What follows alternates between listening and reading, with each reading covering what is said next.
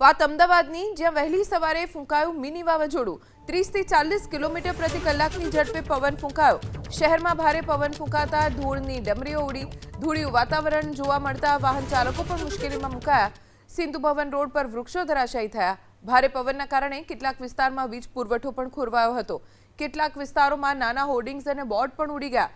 સવારથી જ ધૂળિયું વાતાવરણ અમદાવાદમાં જોવા મળ્યું। વહેલી સવારે તેજ પવન ફૂંકાયો, ધૂળની ડમરી ઉડી, મહાકાય વૃક્ષો ધરાશાયી થયા। હોર્ડિંગ્સ પણ ક્યાંક ઉડી ગયા હોય તેવા દ્રશ્યો જોવા મળ્યા।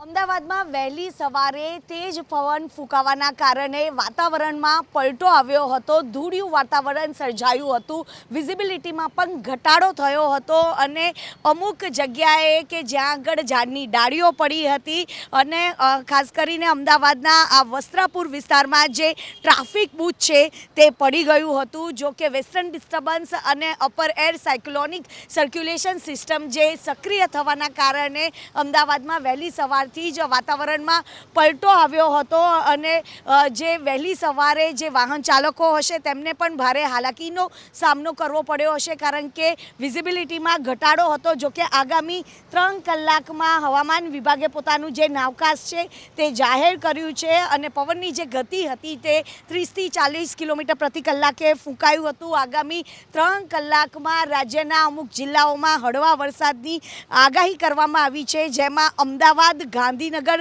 સહિત કચ્છ, મોરબી, સાબરકાંઠા, બનાસકાંઠા, પાટણ, મહેસાણા, મહીસાગર, પંચમહાલ, બોટાદ, ખેડામાં હળવા વરસાદની જે આગાહી છે તે આપવામાં આવી છે। જો કે વાતાવરણમાં પલટો આવવાના કારણે ખેડૂતોને ભારે નુકસાન થયું છે।